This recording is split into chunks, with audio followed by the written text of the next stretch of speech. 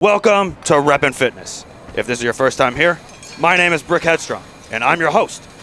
On this episode, I sit down with fitness coach and professional Andrew Coates. If you're a fitness pro or a fitness coach, this episode is all for you. Well, except for that part where we talked about sex dolls, that was a little, I don't know what that was for. But me and Andrew, we spent some time talking about fitness, we talked about reps, we talked about Mr. Olympia. We even touched on how AI is going to affect the future of the industry and your job. Without further ado, let's check out Repisode 3 with Andrew Coates. Hey, we met just recently through your Instagram Live, right? You were celebrating. Tell us a little bit about that. Yeah. I was celebrating because I had just been published in Onnit. So Onnit is a fitness education, fitness supplement, fitness equipment company maker founded by a guy named Aubrey Marcus, who's actually pretty well known. Joe Rogan loves Onnit stuff. I've been affiliated in some way, shape, or form for a while. They do a lot of things like some nootropic supplements, but they also have like a good educational platform. And I've long valued. Okay, I've been doing this for 13 and a half years. And for a very long time, I've read T-Nation and the blogs of a wide variety of fitness professionals that I've learned from and looked up to over the years. And then somehow along the way, I started traveling to conferences and I started meeting them. And a lot of them suddenly became my friends. And so now I speak at a lot of conferences with a lot of these people. And it's sort of surreal, but a lot of them would write for a lot of the different industry publications. And so along the way, I got really interested in writing. And there's over my shoulder, you see my list of books. You can like freeze frame and zoom in. You'll see a bunch of my books on writing, if you're interested. Yeah. So I started writing for my own website, which got an invitation to write for T-Nation, which was a dream come true. And then that led to Muscle Fitness, Men's Health, Generation Iron, a bunch of other stuff. You look like a Generation Iron guy with all those muscles. Well, actually, let me stop you real quick. You're talking about how you write for Muscle Fitness, Men's Health, Testosterone Health too, right? Testosterone Nation? T-Nation, yep. Testosterone Nation, yep. So, listen, Brick is looking to enter the 60th annual Mr. Olympia in October. And what I learned is, in order to enter, you can get invited.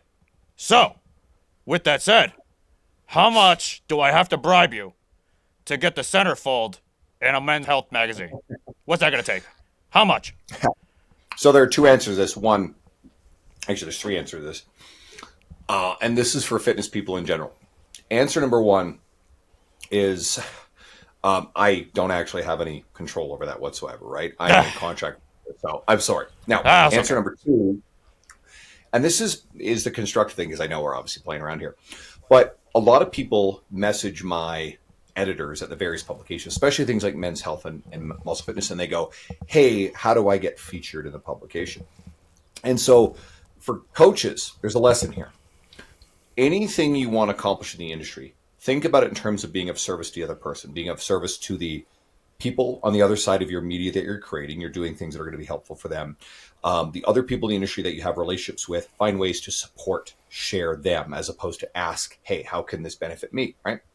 And I've encountered a lot of people. I host a podcast, I host a conference, and I get a lot of people in my DMs going, hey, are you looking for speakers to your event? And it's like, okay, the speakers of my event are incredible people. A lot of them are friends of mine, and a lot of them are very well-known, prestigious people who put butts in seats, like my friend Jonathan Goodman, or this year I have my friend Natalia Mello. She's a former Miss Bikini Olympia champion. Ben Mikulski is an IFBB pro, has been on the Olympia stage. It's not a bodybuilding event, but they're credible coaches and educators in the fitness space. I have a bunch of other great people, like my friend Lee Boyce, who's a longtime writer. Lee's written for more things and more publications than anybody I know. He's out of Toronto. A lot of my speakers are Canadian. So if I've got someone who doesn't necessarily have a really strong brand presence who's asking me, hey, can I come speak at your event? Well, who's benefiting from that? Right. The audience? Well, I've got great speakers who are going to give tons of great information to my audience who will also attract a bigger audience. And I have a limited number of spots to speak on stage. Yeah. So if you want to grow your career in fitness, figure out a way to be of service to other people, grow your brand, help more people, and then opportunities will come your way. Does that make sense? And so third answer is I've only ever introduced one person to my Men's Health editors. And it's because my friend Luca Hocevar, who is very successful in many domains, written for a lot of stuff, very charismatic, very, very like smart, big social media. And I knew that he would be a great asset to Men's Health. And they agreed. He got a full like 2-page feature article that he wrote recently. And I have a copy of it. I'm really proud that, he's in there. And so everybody benefited from that situation, right? So you put yourself in a position where people are literally knocking on your door to, ask you to do things with them. And one of the greatest ways to build those relationships is to have something like a podcast or YouTube channel where you're featuring other people and inviting them, right? As long as they have the time boundary. So just ways that I want coaches to think about how they approach their career. And again, being of service to everybody, right? It's about the client in front of you. It's about how you can support other people.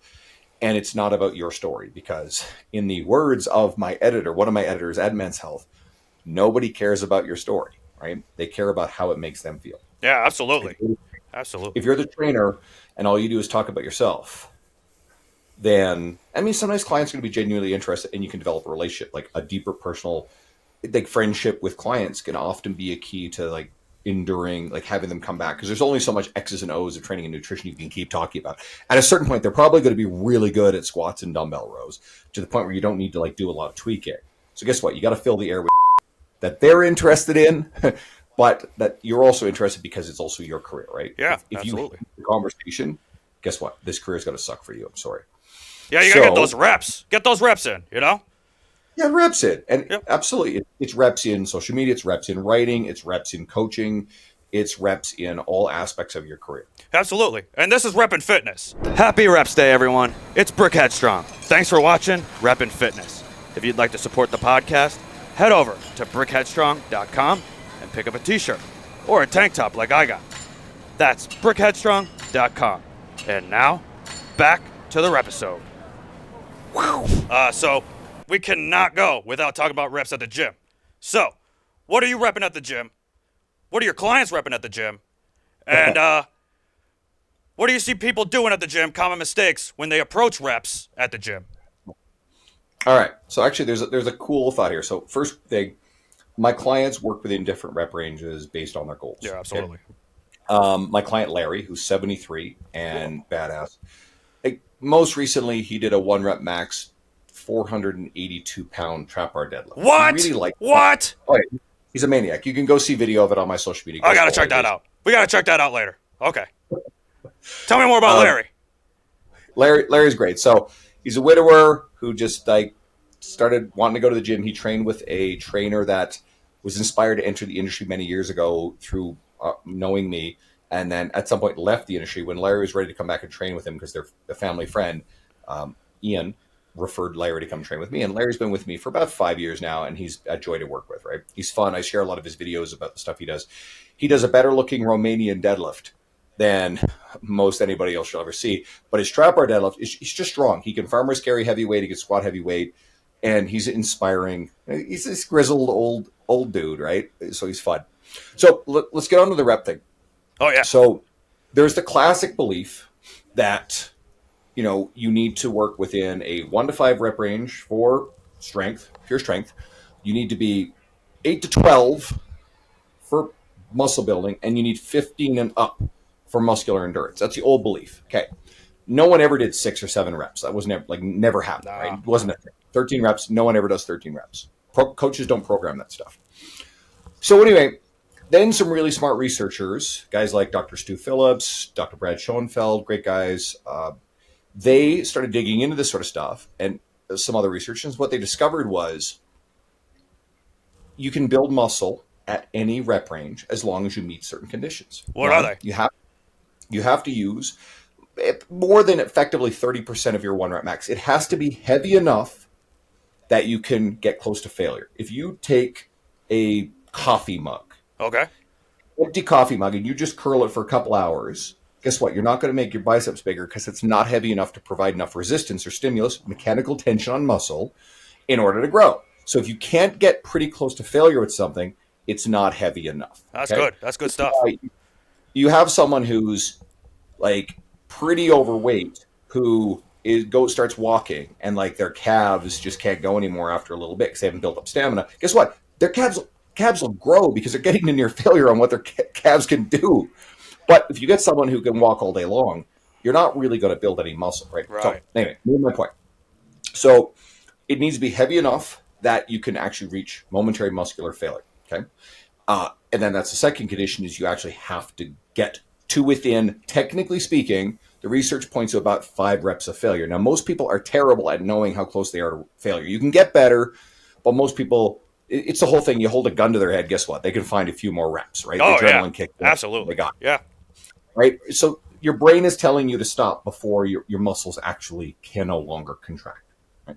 So the sweet spot usually is we tell people get within 1 to 2 reps of failure. And sometimes you hit failure sometimes. If you're always smashing against failure, always, you're probably going to produce more fatigue than mechanical tension and stimulus to growth. So your fatigue to stimulus to fatigue ratio is going to be not great. But I think it's also good to get used to hard training, which builds stamina for more hard training. So walk a fine line there, right? And then, but the good gold standard is on your working sets, try to get in within 1 to 2 reps of failure. 1 to 2. And then also, in order to compare if you're doing something at a 5 rep max versus a 15 rep max, they're going to be equal in their ability to build muscle as long as you're equated for volume. So the total volume, which it's overly simplified, but effectively it's weight times sets times reps, total volume. Okay. As long as they're equally close to failure, should be more or less same. Now, here's the thing. That's the research, but here's the practical implications. Okay, so what do we tend to do with our clients most often? A lot of H12 stuff for muscle building. Why? Because if you're doing everything to 3 to 5 reps to near failure, first of all, that's very heavy. That's really, really heavy. It requires more rest between sets. And also, it's very hard to accumulate equivalent mechanical tension on just 3 to 5 reps of something. So you need more sets, which is more time. You're taking more rest between sets. So it's actually very inefficient to use that heavy a weight for muscle building. Not to mention for squatting, maybe bench pressing, deadlifting. Sure, 3 reps work. Your setup is great for it. But did you ever try your dumbbell curl 3 rep max? It's going to be sloppy as shit. It's going to look like garbage. Yeah. Or 3 rep max shoulder side lateral. These exercises don't actually work with that much load. They don't work. So practically, functionally, doesn't work at all. So some exercises are just a lot of isolations. You're like 3 rep max leg extension. I'm more worried about my kneecap snapping if I've got that much weight on it. So no. So what do? We shift it kind of back in that 8 to 12 rep range. All right, seems to just work better for our set-to-set recovery, volume, time efficiency. Cool, all right. Now, we definitely develop strength better when we do that 1 to 5 rep range, near failure, high intensity stuff. Good. So that still holds true. So mixing some of that in for your big compounds, if strength is a component, cool, awesome. So now let's go to higher rep ranges. So how often do you like taking sets of leg press or squats to 20 to 25 reps? Have you ever done that? It's terrible. It's bloody awful. Look at me. What do you think? Right? You already know. Look at me. Right? I can't see your legs. I don't even know what you're doing, right? So, right. So exactly. Anyway, it's not fun. It's not fun. No. Okay. And maybe you're like my pal, Dr. Mike Isertel, who Mike will show himself throwing up, during his leg days. Okay. That's Mike's thing. He likes that. Mike is a special human being, but for everybody else, I don't like making my clients throw up. Oh. So what do I not do? Don't Sets throw up. of heavy compounds to 20 reps. We don't do that. Right. So also, can you do side laterals for sets of 20, curls for sets of 20? Sure. Okay. But if that's all you're doing, it just becomes really tedious and boring. And you're doing a lot of extra reps you don't actually need to do. So guess what? If you're trying to build muscle mass, where does it come back to? The sweet spot that seems to be efficient and psychologically the most tolerable for training is often in that quote 8 to 12. And guess what? 6 to 11, 8 to 15, sure, all within that range. We just don't need crazy things, and too heavy, too low rep just isn't all that practical too often. So it just brings us back to the fact that the bodybuilders, the old school guys, they kind of stumbled into the sweet spot, and then they just perpetuate this myth that practically tends to hold up fairly true. I think it's a good idea to do some low rep heavy stuff for strength, and I think it's really good to sprinkle in some more high rep, high intensity, just neurologically fatiguing, high pump, stressful stuff, doing some a mean drop set of dumbbell curls. You ever run the rack with dumbbell curls where you curl like the 45s or 50s to failure, and then Oh, you yeah. grab the next way down. Go all the way You go down. all the way All the way down. down. Yeah. And then like the best looking girl in the gym happens to walk by when you're like struggling with the 10s at the bottom of the set. Not me. Okay. Not me. Not me. Right? I don't So you're give just up. like, right? So anyway, but you can do crap like that once in a while. You just can't do that all the time, right? So managing your fatigue. But anyway, so that's sort of a little practical lesson in Oh. how you approach reps for muscle building. Okay? Everybody hear that? That's great. Okay, good. Yeah, this is great stuff. I love reps. Reps are my favorite thing. Actually, you don't know this already, but today's Wednesday. That's when this comes out, and we've changed Wednesday from Hump Day. It's now Reps Day. So happy Reps Day. And Happy reps day. just curious, have you been to the gym today? I have trained. Okay. How many clients have I trained so far? So 7:30, 8:30, 12, 1, 3, 4, and I have 2 more tonight, and then I'll go work out. So I tend to work out at the end of my days. I also had a guy deliver a leg extension dual hamstring curl machine for my home gym. So I spent half my time working in my home basement gym, and I spent half my time at Evolve Strength, which is my partner in my conference you mentioned earlier, the Evolve Strength Business Coaching Conference. So half my time there, half my time here. Yeah, that's going down on September 13th, 14th in Edmonton, right? Correct. Yeah. And I'm very proud of the lineup. It's our second year of this iteration of the event. We actually did one in 2019 under a different name, similar theme, but I wanted to push it more towards, you know what trainers are good at? They're good at reps. Okay? Oh, you guys yeah. are great at reps. Yeah. You guys are good at the technical X's and O's of training. And guess what we do? We go and we'll do sign up for weekend courses. Guess what? There are good ones. Like, my buddy Jordan Shallow and his team at Prescript, they're Prescript level 1 and up. This is great stuff. Or you can go do Ben Pakulski's in-person coaching stuff. Or you can do, my friend Logan Dubé is one of my speakers. Logan is the director of education for the PPSC, Pain-Free Performance Specialist Certification. And Logan travels around and does weekend seminars on like training stuff. This stuff's great. Yeah. But guess what? What's up? If all you do is spend your time doubling down and learning the things you're already good at and avoiding the things you're struggling at, because I'm going to let you in a little secret, trainers. Your ability to coach a good Romanian deadlift or a dumbbell row or a curl is not what keeps a client in your business or attracts a client. It's not. That's not it. You got to know this stuff, sure. But it's the relationship stuff. It's the coaching. It's being an effective coach. It's being an effective communicator. It's actually being smart with business stuff. It's being smart with your short form media, your social media, your long form media, whether you're writing like YouTube, like you're doing here, or a podcast, or public speaking kind of can spring out from having done a lot of these things over the years. But it's the business skills, it's the media skills, it's the brand skills, it's all of those things that actually will keep you in a career that we all love for the long run, not just the X's and O's. And guess what? There are a lot of starving, brilliantly skilled trainers who can program. Do you want to know who's going to program better than us soon? Who's that? Want to guess? Oh, I have an idea. I don't want to talk about it. Talk about it. Say it. 2 letters? Who's going to write that? What? Is it 2 letters? Yes, it's 2 letters. Uh-oh. Yeah. So say it. I want to hear you say the letters. AI. AI. AI is going to write better programs than humans soon, if not already. And for you coaches to think that your ability to write a good program is your differentiator, that's a false belief. And you can double down. You can die on that hill. Be my guest. Die on that hill. Guess what? Your business will die with it. Now, I'm not saying that you can't write bad programs. A lot of coaches don't write good programs. But there comes a point where you probably can't get a lot better than what AI is going to do. Now, if you want to learn good stuff about programming, I'll shout out my buddy Jason Brown. He's another T-Nation guy. Jason Brown. Go follow Jason Brown. Go follow him on Instagram. Got him. Reach out to him. Get him on here. He'd have a laugh. Oh, great. It's cool. And he's a god at programming. He teaches great stuff at programming. Check out his stuff. You can learn a lot there. Cool.